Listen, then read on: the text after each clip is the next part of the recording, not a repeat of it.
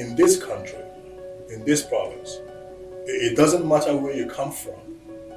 It doesn't matter where you were born. It doesn't matter the color of your skin. If you work hard, if you do things right by yourself and by your neighbors, that you have the opportunity to achieve your dream in this country. I am a perfect example. When we came to this country, we didn't have anything. I mean, by the third month, we had run out of money to pay our rent. The role of government policies on making people's life a little bit better, in which government goes about creating unfriendly environment for businesses to operate, and that will result in using tax dollars, taxpayers' money. Good morning, everyone. This is Indranil Chaudhary, your host. We welcome you to Star Canada TV's The Next Episode. Today, we are fortunate to have among us a very special guest. He is Honourable Kaycee Madu, who is the MLA for Edmonton Southwest, and he is the only minister, by the way, in Edmonton, and he represents a very important ministry. He is a minister for Municipal Affairs. So welcome on show, Mr. Kaycee Madu. Thank you, my friend Indranil. We are very fortunate to have you here. I'm so pleased to be here. How are you doing? I'm doing very well. Excellent. And yesterday with wind chill, I was seeing -40. Today it's close to that. Mm-hmm. You're still here, wearing so many hats. I know you're moving out of town in a bit. Yeah. So thank you very much for being here. My pleasure, and thank you for having me. Thank you so much. So before even we start, the burning issue which is there, yesterday I was there at the memorial, and so many loss of lives, the Iranian Canadian community, and to Canadians in general. We have had a great loss, an unprecedented loss. So we want your comments on it, please. This is one of the most tragic events that we have faced as a city, as a province, and as a country. And my condolences once again to our friends from the Iranian community for this unprecedented loss of life. I have had the opportunity now to attend 2 memorial events for the people that we lost, Edmontonians that we lost in that ill-fated Ukrainian flight 752. Mm-hmm. And it is so saddening to see bright individuals, extremely accomplished citizens who have got so much to offer, caught at the prime of their career and profession, many of whom are about to begin what would have promised to be a very successful career. And so again, there is no word to describe the sense of sadness that all of us feel at this point in time, but especially our fellow Edmontonians in the Iranian community. So again, I want them to know that in this time of adversity and tragedy, that all of us are going to be with them. And I think that was the message that the Premier wanted to convey to each and every one of them, that the province of Alberta would be there with them in this time of need.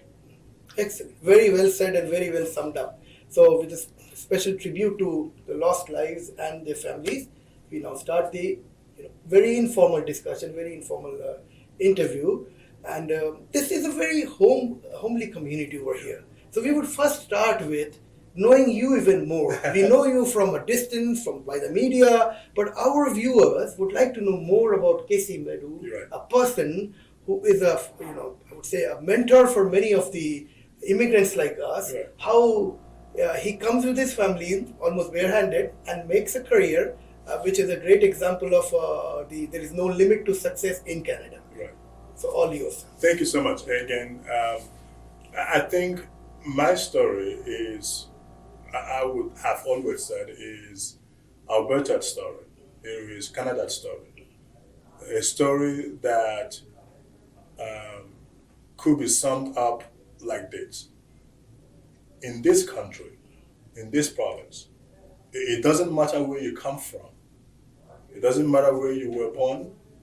It doesn't matter the color of your skin.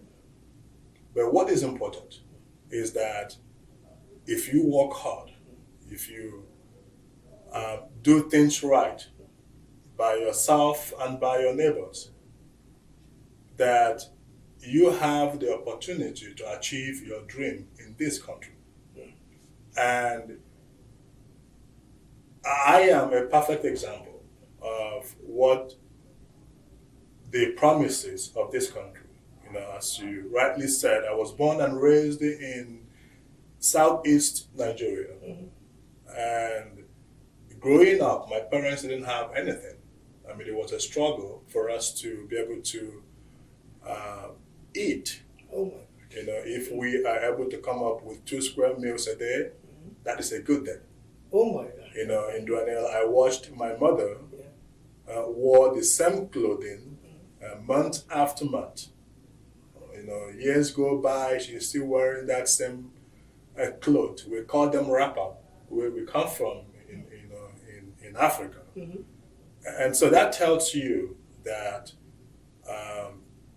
I didn't have the luxury of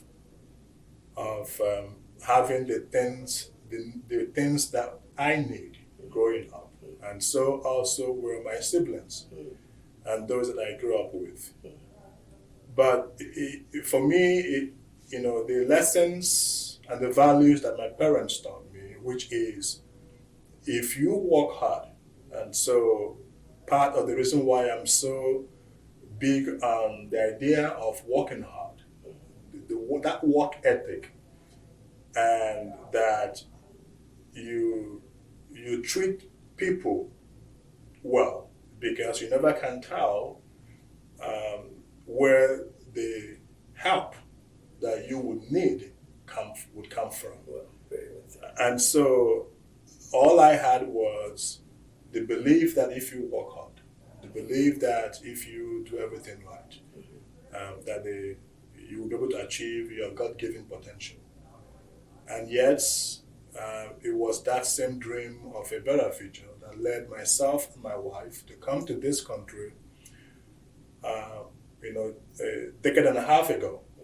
And when we came to this country, we didn't have anything. I mean, by the third month, we had run out of money to pay our rent. I started my career with doing all kinds of menial jobs. Again, the reason why I am so fixated on making sure that we have a functional economy, a strong economy, because as you know, many of us immigrants came to this country in pursuit of opportunity. And I don't ever want them to lose sight of what it means to have that opportunity.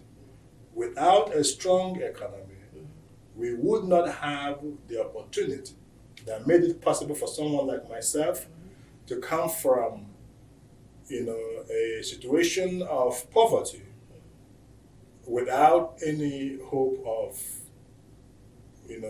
seeing myself as a political leader or a member of the legislature or a minister when I came to this country. So it is very important that we pay attention to how our economy works. And that is why we must continue to work hard to rebuild our economy, because it has got consequences on whether or not the immigrant community are going to have the same opportunity like those who came before them. Excellent. Would like to know at this point, when he said, we have started by doing minimal job, of course, I have done the same. But I was looking into your bio, but whatever little is there, and you are a qualified, lawyer or a legal professional. So tell us a little bit more about it, and would also like to know that what is the route for, a foreign lawyer to get inducted into the system as well. Yeah, I was talking about the job that I did in the past. My first employment when I came to this country was actually working at a small unit at the Yo Hospital called the Patient Food Services. Oh, wow. And from there I went on to work for Legal in Alberta. It was during this particular period that I was writing my law exams. And then I went on to work for the provincial government as a public servant. Again, working full-time.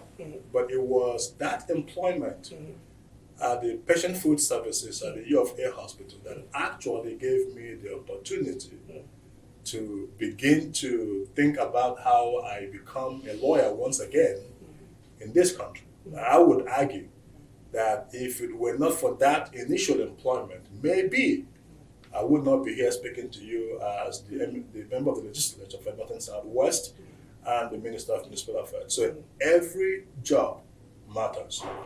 And so I went on to become a lawyer and left the public service to set up my own law firm upon being called to the bar here. And I have devoted my life as a lawyer, helping those who ordinarily would not have access to the legal system.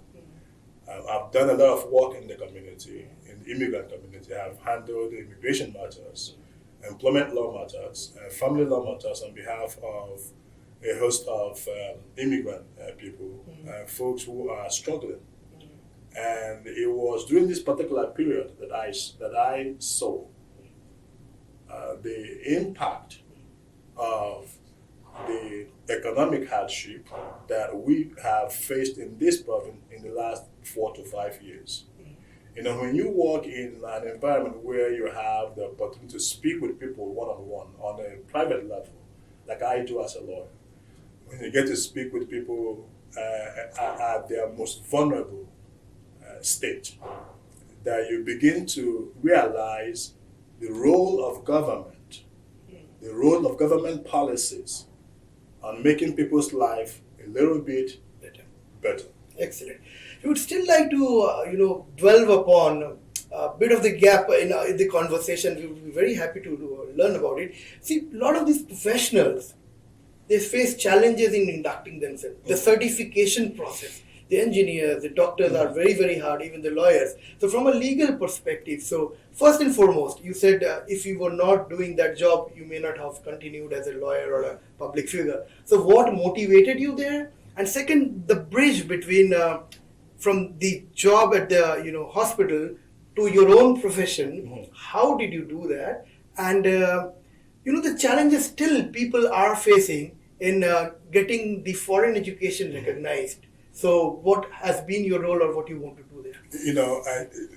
That is it's always a tough one, making that transition as a foreign trained professional to your profession here in this country. And it is not easy. It would require a lot of resilience. It would require a lot of sacrifice. And as you know, many of us, come here with our families. And you have your families to take care of. You've got, food issues and rent and making sure that you keep yourself together. And also making sure that you have money to pay for the accreditations that are required for that transition process from your foreign credentials to the credentials that you need here. So those are expensive. It is not easy. And time? And time consuming, actually time consuming. And so it is tough. But I've always said that we must never give up on our dreams to make ourselves better. Because it is only when we achieve our dreams that we can be meaningful contributors to our communities and to society. And so for me, like I said, that particular job allowed me time to be able to pay my bills, begin to make savings and begin to pay for those exams, and by the time I was done with the exams, it was then time for me to ethical, in the legal profession. For you to become a lawyer, you have to, undergo what is called articles of clerkship, or what we call student at law program.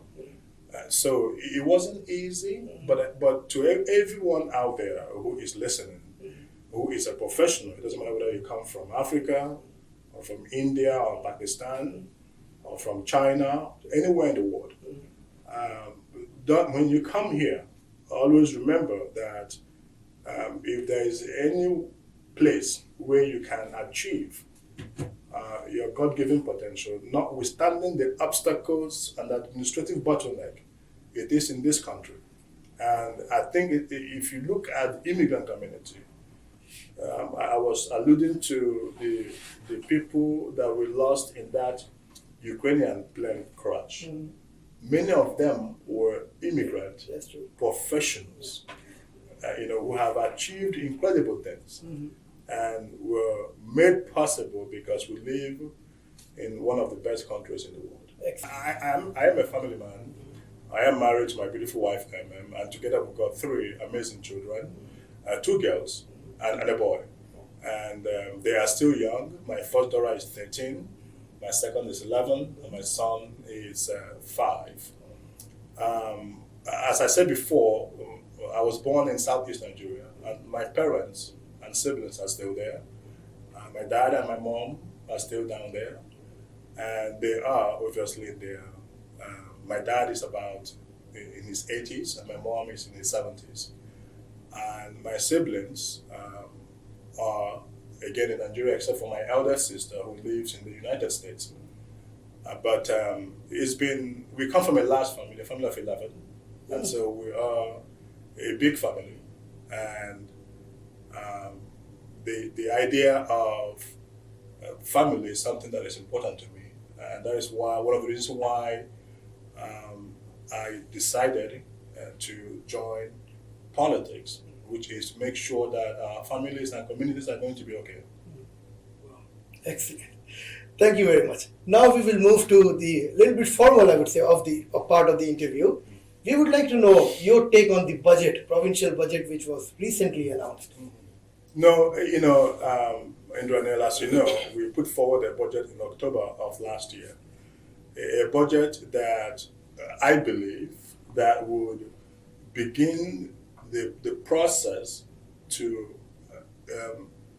put our financial house in order. It is also a budget that will make sure that we begin the process to rebuild our economy. As you know, we inherited a financial mess from the previous government. And let me give you a typical example. In 2015, before the previous government was sworn in, the entire provincial government debt was about $12.9 billion.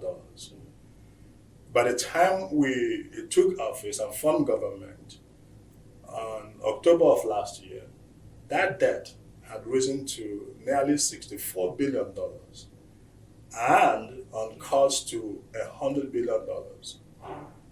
We used to pay about 200 million plus in debt servicing cost because of the low debt that we had. But under the previous government, we were paying $2 billion on interest rates. And you will agree with me that that is not sustainable. The $2 billion is a lot of money that we could invest in building schools, roads, and hospitals, hiring teachers and nurses to make sure that the programs and services that our people rely on are there for them. Instead, I would, because you're doing so very well, before we get carried away over here, I would like to ask you over here that on one hand, you say that building schools and hospitals and nurses. On the same hand, it immediately clicks on my mind that the nurses have lost their jobs. The hospital, which is going to be very close to our or in our constituency that is delayed beyond the timeline. So, and there has been lots of cuts in the jobs too. So on the one hand, you have very good intentions of building it, but in what we are seeing it now, there are lots of hardships in place. So we have to go past that hardship. So what is your take on it? And especially, you talked about nurses and hospitals. So my specific question is on the loss of jobs for the nurses and the delay in that hospital. I mean, let me say this. We have not directed any loss of employment.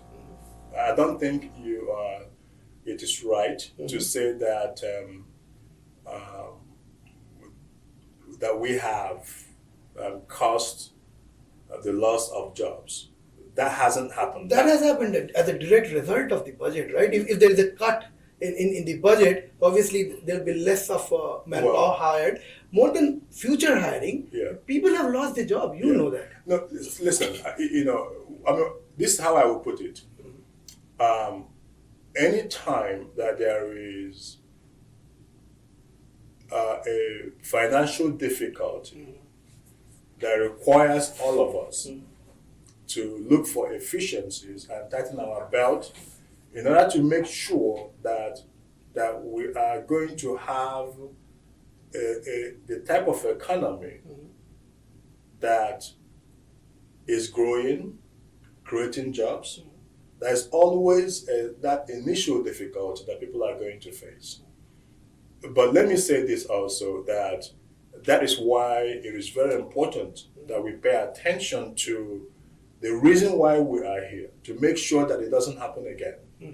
If we didn't have $64 billion in debt, if we didn't have 6 credit downgrade between 2015 and the time that the previous government were defeated, 6 credit downgrade, and let's not minimize this. Up until then, we as a province rarely have a credit downgrade throughout our history. And then all of a sudden, within a short period of 4 years, we got 6.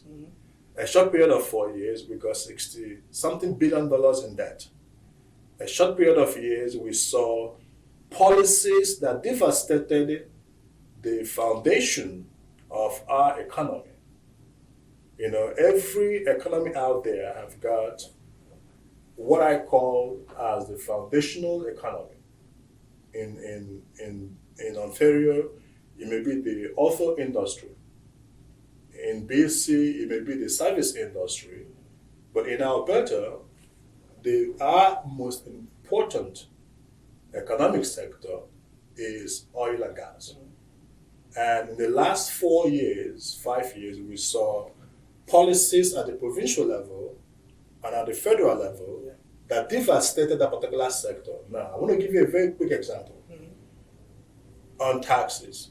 I am the provincial minister that collects education property taxes. And all we can collect in this province is $2.4 billion on taxes that goes to education, which is K to 12 education. But we spend $8.4 billion on K to 12 education. So if we don't pay attention to how we protect the oil and gas sector, where does that $6 billion come from? So what we have done is to make sure that we rebuild our economy. Budget 2019 that was passed in October is an effort for us to make sure that we are not put in the difficulty where people would have to lose their jobs. The McKinnon panel report was clear. We spend 20% more than any province in this country per capita. And so we cannot run a government that focuses on debt and deficit and higher taxes without thinking about the consequences. The consequences are those multi-billion dollars in debt and deficit, and the fact that a lot of investors left our province, refused to invest in our province because of the direction of the previous government and the policies of the federal government. That has to change. So my message to our public sector workers, our nurses and teachers is this. We are working so hard, doing everything we can to minimize the impact of this economic difficulty on them. But we need them to work with us, because if we restore the prosperity that our province is used to, all of us, including our teachers and our unions, would reap that advantage. Excellent. A follow-up question to that, you talked about your emphasis, your concentration, when I say your, means your teams and your parties, on oil and gas. But I have a specific example. So this part of the country is all blue. It's all, it is all conservative. And for more than 4 decades, it has been a conservative reign, except those 4 years. So where were your predecessors? What were they doing? Not even thinking about the pipeline. Say, for example, your leader perhaps have said only few times about the pipeline when he was in the federal government. Yeah. So you cannot put everything on last 4 years, because you've been reigning for over 40 years. Pipeline, especially on pipeline, I say. So here's what I can tell you. About that is, every government faces all kinds of policy problems and issues.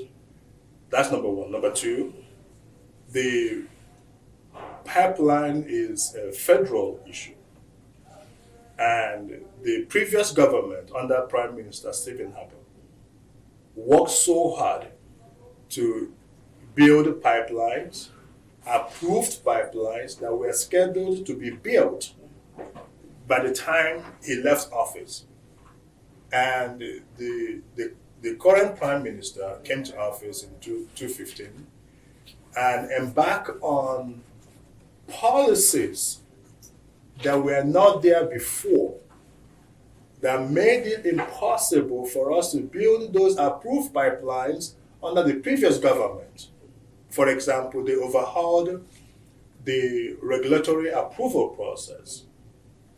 They brought in new environmental assessment processes and implemented Bill C-48 and Bill C-69 that would essentially make it impossible for any new pipeline to be built. So it is not true that the previous federal conservative government did not build a pipeline. They built pipelines, scheduled more pipelines to be built, but were truncated by the federal Liberal government. But then Kinder Modern pipeline, that was bought. So that shows a very positive intent that when the government buys out. You mean Trans Mountain? Trans Mountain pipeline. Kinder Modern was bought by the federal government. Trans Mountain. Trans Mountain. Sorry about it. Trans Mountain. Anyway, so that shows intent at least. It was not really to harm the process. There was a positive intent to do it. Yeah. Listen, my view is this. Indranil, it is dangerous for a government that is in the job of providing public services to all of a sudden buys out a private pipeline where the private sector is ready with the capital, with the expertise and manpower to build the pipeline. A private company with the expertise.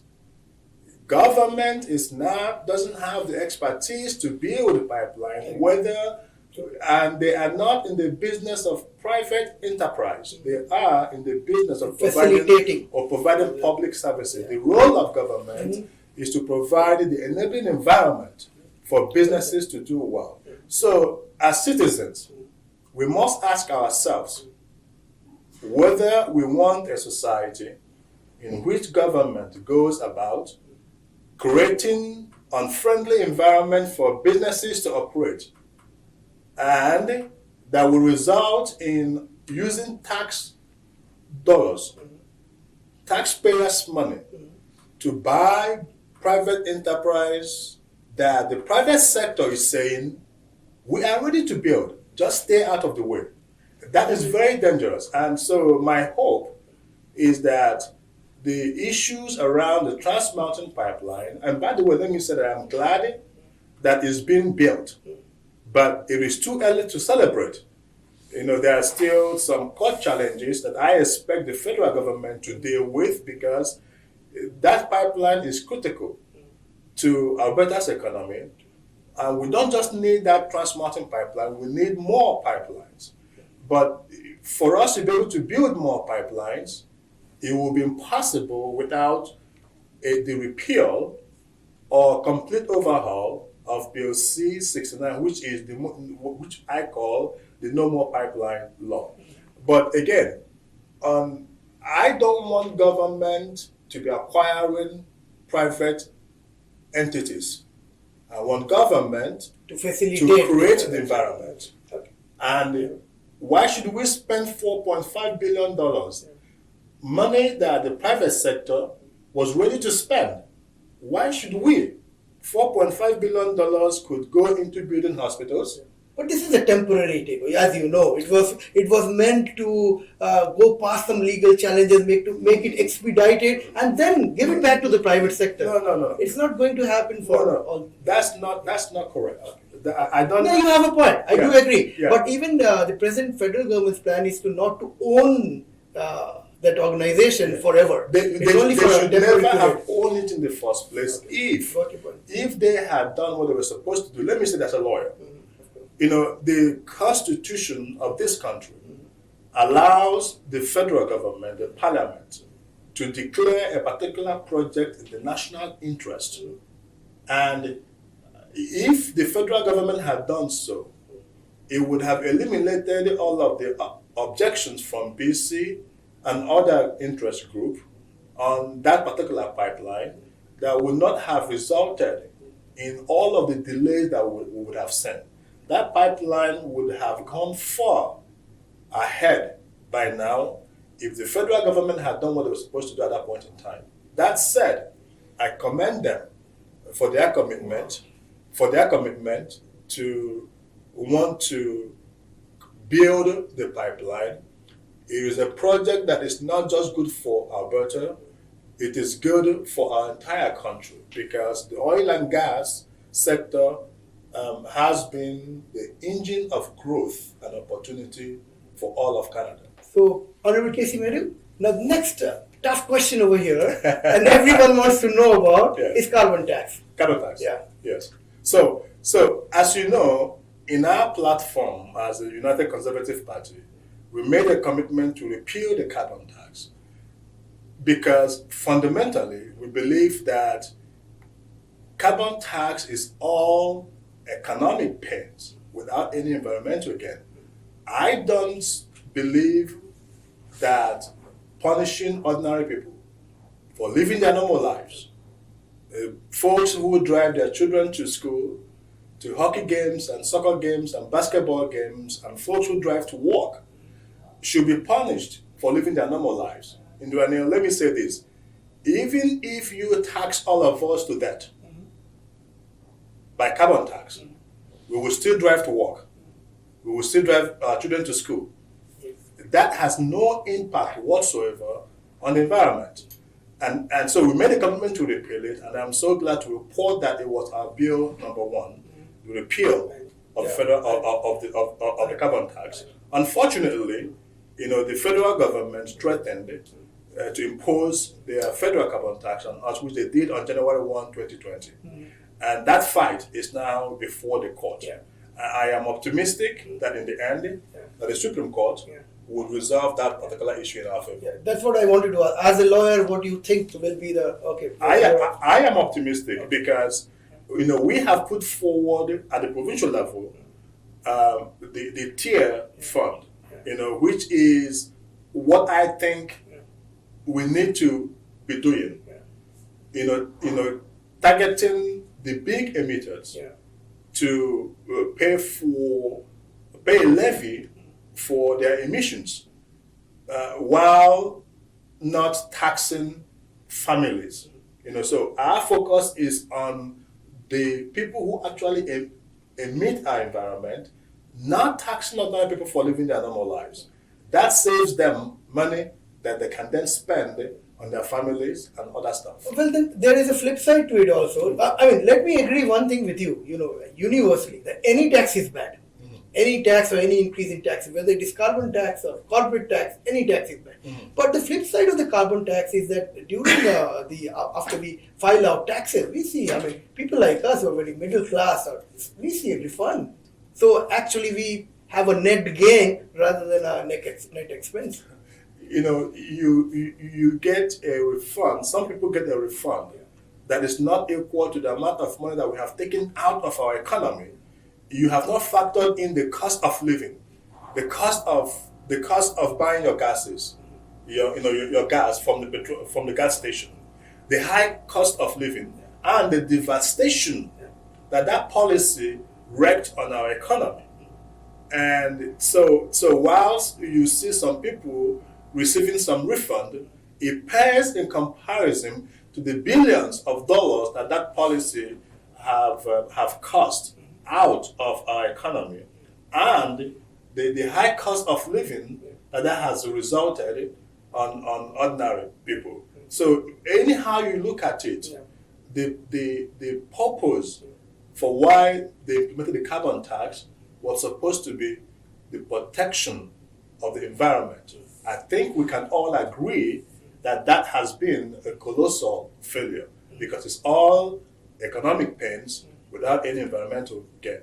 So you talked about carbon tax, all economic pain and no gain. But the economists have concluded that in Alberta is the biggest gainer, in fact, through the revenues which are generated, say for example, in electricity transportation, which is going to happen. Even the middle class people and a little bit poorer class, they have got more of a tax refund rather than they have paid in a year.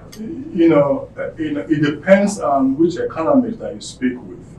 I am focused on making sure that we have a strong economy. More than 170,000 of our fellow citizens are unemployed as a consequence of policies. We have to think big. We can't be myopic about the policies that we pursue. That there is a refund to some of our citizens from the carbon tax rebate, while at the same time help cause thousands of people to lose their jobs. Doesn't make sense to me, but more than anything else, politicians and political parties must be transparent with their citizens. They told us it was an environmental policy. They didn't tell us it was a tax economic policy. If they want to tax, let politicians, they should have been transparent in telling us what the tax is for. If you recall, the NDP then did not even run on the promise that they were going to impose a carbon tax. I bet you, if they had told Albertans in 2015 that if elected, they would impose the carbon tax, I bet you they would not have won that election. So honesty and transparency is very important in public life. Number two is policies that devastate our economy. It's not good for anyone. We are in this mess now partly because of those policies. And we are now working so hard to clean up the mess so that we can return our people back to work. I would prefer a citizen to have gainful employment where they can take care of their families than to be unemployed and receive a few $100s on carbon tax rebate. Okay, point well taken. We are coming towards the end of this conversation. Our viewers would be very interested to know that you are a Minister of Municipal Affairs. So how many municipalities report to you? This is one part of the question. Second is that how do you wear so many hats? How do you apportion your time between your ministry and your constituency of Southwest? And how are you able to give some quality time to your family? Thank you. Good question, Indranil. I am very privileged to serve as our province's Minister of Municipal Affairs. There are about 341 municipalities in our province that my municipality gets to work with to make sure that our communities are safe and viable, and that our people, regardless of where they live, have the opportunity to live a decent, fulfilled life. And so it is a work that I am so proud to be part of. And there's no question, it is challenging, raising a young family and being able to make sure that the work of the ministry and the work of the government and the constituency goes on at the same time. But I think that those of us who have put our hands forward to serve in public have an expectation of what they will think. I am grateful to my family for giving me the time and the opportunity to be able to work on behalf of our province. They understand that all of us needs to, sacrifice a little bit to make sure that this province has given us so much is well, and that we restore that advantage that made Alberta, the land of opportunity, a place where if you take risk, you can build wealth and success without anybody begrudging you that particular wealth. That is the province that I came to, and that is the province that I want it to remain. The best province in this country, not just for families, but for businesses and risk takers and entrepreneurs. And let's keep it that way. Let's not, use our own hands to pursue policies that will lead to the decline of this country's most important province and the wealthiest province in all of Canada. Very, very well done. Thank you so much, sir. Now we are into the buzzer round. We'll just throw up a short phrase or just one word. You elaborate on it, 3 or 4 of them, whatever you like to say there. Can we start? Sure. Okay. So, borrowing funds for infrastructure development. Well, listen, I don't see anything wrong with borrowing money to pay for infrastructure, provided we have a plan to pay for it, provided we have the means to pay for it. Would I prefer us to have the money to pay for the infrastructure so that we didn't have to borrow? Absolutely. But mind you, there was a time in this province when we paid off all of our debt. And we still build infrastructure. If you think that this province is advanced and developed, it was built by previous conservative leaders. Yeah. If you think this is a good place to come, if this province was not fully developed, if we were not doing well, we would not have seen immigrants from all over the world. Even people from this country, from Ontario, from Quebec, from Newfoundland and Labrador, from Saskatchewan, from Nova Scotia. We see people from all of these places come to settle in Alberta, where they build their businesses, build their families, raise their children, and are working and playing at the same time. It is as a consequence of the work that the previous conservative government did in this province over the course of 40 years. So I'm always scratching my head anytime I hear members opposite telling us how the previous conservative government ran this country, ran this province. The truth is, ours is the strongest economy prior to 2015 in this country. We had the lowest unemployment rate, the lowest youth unemployment rate, and we contribute significantly more than any other province to the federation. And so it is not true that the previous conservative didn't do much. They did so much. No, I agree. They did fantastically well. But the next question was on diversification. There was a lack of diversification to see anything beyond oil and gas. That has always been the talking point of those in opposition, those who pursue radical environmental policies. Our economy has been diversifying since the 1920s. We have been diversifying. All that I insist on is that we must not destroy the most vital economic sector of our economy in pursuit of, radical policies.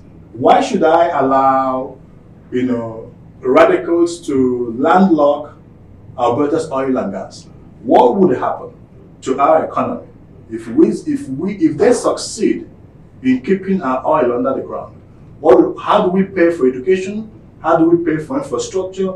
How do we pay for health care? How do we pay for each and every one of those things? In any case, to fully diversify, it will cost us billions, if not trillions of dollars. Where is the money going to come from?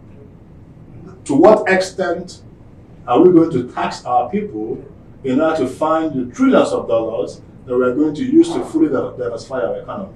So the work of diversification is ongoing, and this government is working so hard on that. The difference between us and the previous government is every sector of our economy is important. We are working from bottom up to uplift them. We're not going to adopt the previous NDP government, which is let's destroy the oil and gas sector and hope that there will be a new economy. It doesn't work like that.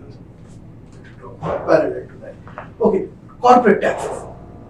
Your take on the corporate tax? Corporate taxes. So if you remember, the NDP told us that if they increase corporate taxes, we are going to make more money to pay for programs and services. They actually increased corporate taxes by 20%. What happened? We took less from corporate taxes. We have $6-7 billion in the hole because of their policies. So it is not that straightforward when you say we are going to tax corporations and that will lead to us making more billions of dollars. It doesn't work like that. Like I said before, the role of government is to provide a competitive environment. If you pursue policies including unreasonable corporate taxation, what would happen is that corporations will conclude that your jurisdiction is no longer viable, it's no longer competitive, and they are going to be looking to competitive environment. We have a responsibility to create the most competitive environment for businesses. Rather than going to Ontario, or going to Quebec, or to Texas, or to Colorado, I want them right here in Alberta. Balanced budget. We made a commitment to balance the budget by 2022 to 2023. And we will keep that commitment. And that's why we began with the budget that we passed in October of 2019. It is very important that we live within our means. It is very important that we don't spend $2 billion. And by the way, that debt servicing cost was going to go to almost $4 billion.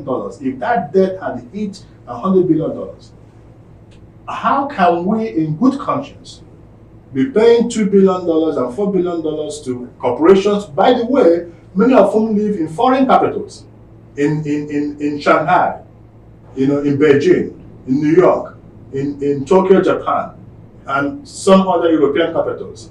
Why should we be giving away the hard work of our people? I would prefer to get rid of the deficit in the bill of the debt, and so that we can begin to invest the $2 billion that we pay now on interest rate right here at home. Future of jobs and economy in the next 3.5 years. I am very optimistic. Beginning from this year, we are going to see the growth in our economy and the creation of jobs. As you know, we ran on the commitment, to create jobs, rebuild our economy and build pipelines. So you are going to see a much more laser focus on pipeline, economy, and jobs from 2020. The concluding question: the 3 issues which you would like to contribute to, by which you will be remembered for a long, long time, and 3 messages to your constituents of Edmonton Southwest. First and foremost, let me thank the people of Southwest for giving me the honor to serve as a member of the legislature. There is no greater honor for me than to serve as their member of the legislature. When I campaigned, when I went to the doors during the campaign, I told them that I would always carry with me their aspirations, their concerns, and their hopes to the legislature. And I hope that they see that I continue to devote my time and all of my energy in making life a little bit easier for them. You know, Southwest, we've got hardworking folks and families. It's a very diverse community. You've got entrepreneurs, people in private sector, and public service, and a strong economy is going to be essential in making sure that the people of Southwest do well. And number two, building the infrastructure, the schools and the roads that they need to live a quality life. And that is why I was so proud, you know, to announce the widening of the southwest leg of the Anthony Hende. That's why I was so proud to announce 2 additional schools in Southwest. And that's why, you know, I am so proud of our economic policies that are going to make sure that, you know, that are going to benefit from for people of Southwest. And I look forward, you know, to making sure that our policies are working for the people of Southwest and for all of Edmonton. And that's why also that we're making a historic investment of $3.25 billion in Edmonton alone in capital infrastructure projects. And the people of Southwest are going to benefit from that $3.25 billion in investment. But ultimately, at the end of the day, it's up to the people of Southwest. My job is to represent them as best as I can and hope that they will see that having a voice, a strong voice in cabinet, if from Edmonton, from Southwest, the upper member of the legislature, is something that I think that they will agree with me is important for the government of our province. For sure. Thank you very much, Honourable Kaycee Madu. So to the viewers, we are very, very fortunate to have Honourable Kaycee Madu here. He wears many hats. He is first and foremost a very proud family person. He is a trained foreign lawyer as well as trained Canadian lawyer. He is the member of Legislative Assembly from a very new constituency which was just carved out about 4 years ago, Edmonton Southwest. He is handling a very important ministry which he said there are 341 municipalities. That means even if he wants to devote 1 day per municipality, he do not have enough days for it. So he is the Minister of Municipal Affairs. But beyond everything else, he is a great example for any of the immigrants to see and get encouraged and motivated that there is no limit to success in this great country called Canada and the province of Alberta. Thank you very much. This is host Indranil Chaudhary signing you off from Star Canada TV. Bye. Thank you, my friend. Pleasure. Thank you so much.